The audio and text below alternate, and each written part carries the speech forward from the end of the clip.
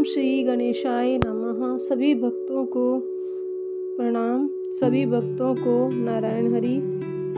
गजाननं भूतगणादि सेवितं कपितजम्बू फलचारु भक्षणं उमाश्रुतं शोक विनाशकारकं नमामि विंध्येश्वर पादपंकजं। आज मैं आप सभी को संकष्टी चतुर्थी व्रत कथा सुनाने जा रही हूँ। भगवान गणेश हम सभी के कष्टों का हरण करें। पहली कथा। एक बार माता पार्वती और देवों के देव महादेव नदी के किनारे बैठे हुए थे। तभी माता पार्वती ने चौपड़ खेलने की इच्छा जताई, लेकिन परेशानी ये थी कि वहाँ उन दोनों के अलावा तीसरा कोई नहीं था जो उनके खेल में निर्णायक की भूमिका निभा सके। इस समस्या का समाधान निकालते हुए भगवान शिव और माता पार्वती ने एक मिट्टी की मूर्ति बनाकर उसमें जान डाल दी। मिट्टी से बने बालक को दोनों ने आदेश दिया कि तुम इस खेल को अच्छे से देखना और यह फैसला लेना कि कौन जीता है। खेल शुरू हो गया, जिसमें माता पार्वती लगातार जीत रही थी, लेकिन एक बार गलती से बालक ने माता पार्वती को हारा हुआ घोषित कर दिया। इस पर माता पार्वती को क्रोध आ गया, जिसकी वजह से गुस्से में आकर माता पार्वती ने बालक को श्राप दे दिया, जिससे बालक लंगड़ा हो गया।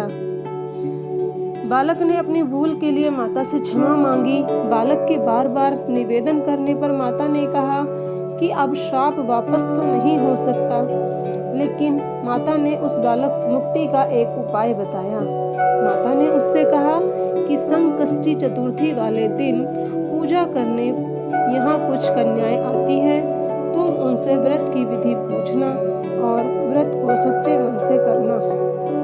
बालक ने व्रत की विधि जान ली और विधि पूर्वक व्रत को किया।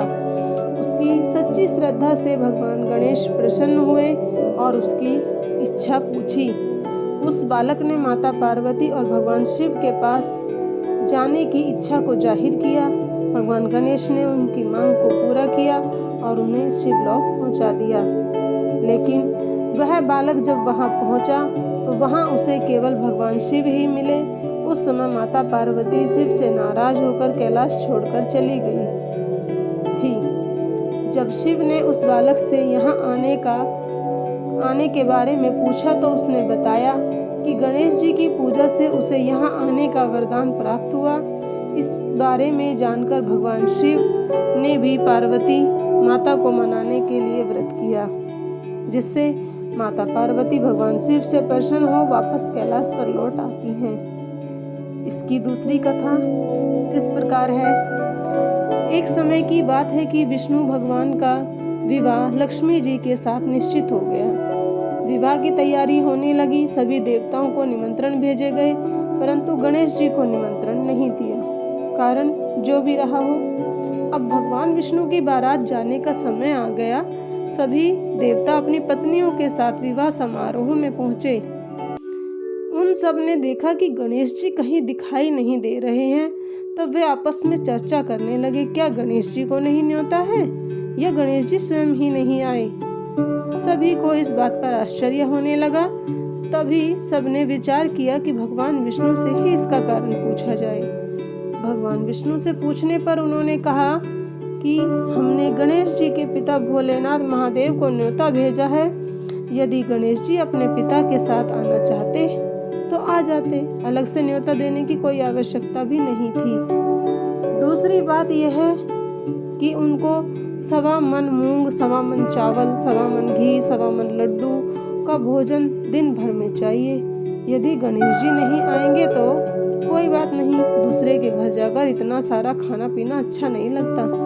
इतनी वार्ता कर ही रहे थे कि किसी एक ने सुझाव दिया, यदि गणेश जी आ भी जाएं तो उनको द्वारपाल बनाकर बैठा देंगे कि आप घर की याद रखना, आप तो चूहे पर बैठकर धीरे धीरे चलोगे तो बारात से बहुत पीछे रह जाओगे। यह सुझाव भी सबको पसंद आ गया, तो विष्णु भगवान ने भी अपनी सहमति दे दी। होना क्या था, इतने में गणेश जी वहां आ पहुंचे और उन्हें समझा बुझाकर घर की रखवाली करने के लिए बैठा दिया। बारात चल दी। तब नारद जी ने देखा कि गणेश जी तो दरवाजे पर ही बैठे हुए हैं, तो वे गणेश जी के पास गए और रुकने का कारण पूछा। गणेश जी कहने लगे कि भगवान विष्णु ने मेरा बहुत अपमान किया है। नारद जी ने कहा कि आप अपनी मूषक सेना को आगे भेज दें, वह रास्ता खोद देगी जिससे उनके वाहन धरती में धंस जाएंगे, तब आपको सम्मान पूर्वक बुलवाना पड़ेगा।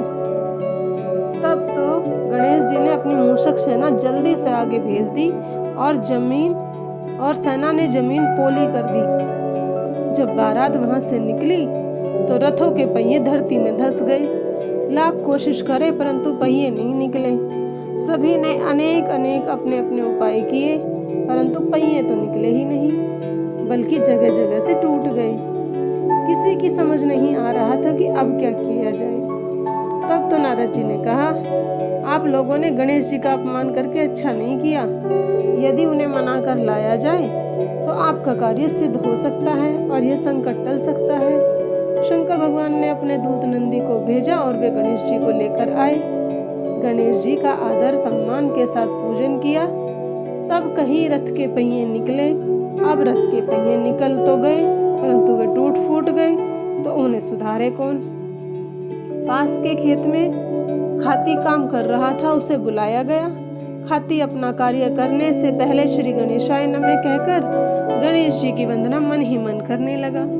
देखते ही देखते खाती ने सभी पहियों को ठीक कर दिया। तब खाती कहने लगा, हे देवताओं, आपने सर्वप्रथम गणेश जी को नहीं मनाया होगा और ना ही उनकी पूजा की होगी, इसलिए तो आपके साथ ये संकट आया है। हम तो मूर्ख अज्ञानी हैं, फिर भी पहले गणेश जी की पूजा करते हैं, उनका ध्यान करते हैं। आप लोग तो देवतागण हैं, फिर भी आप गणेश जी को कैसे भूल गए। अब आप लोग भगवान श्री गणेश जी की जय बोल कर जाएं तो आपके सब काम बन जाएंगे और कोई भी संकट नहीं आएगा। ऐसा कहते हुए बारात वहां से चल दी और भगवान विष्णु का लक्ष्मी जी के साथ विवाह संपन्न करा के सभी सकुशल घर लौट आए। हे गणेश महाराज, आपने विष्णु को जैसे कारज सारियो ऐसो कारज सबको सिद्ध कर जो। बोलो गजानन भगवान की जय। तो भक्तों, यह थी संकष्टी की कथा। भगवान गणेश सभी का कल्याण करे, सभी की मनोकामना को पूर्ण करे। ओम श्री गणेश।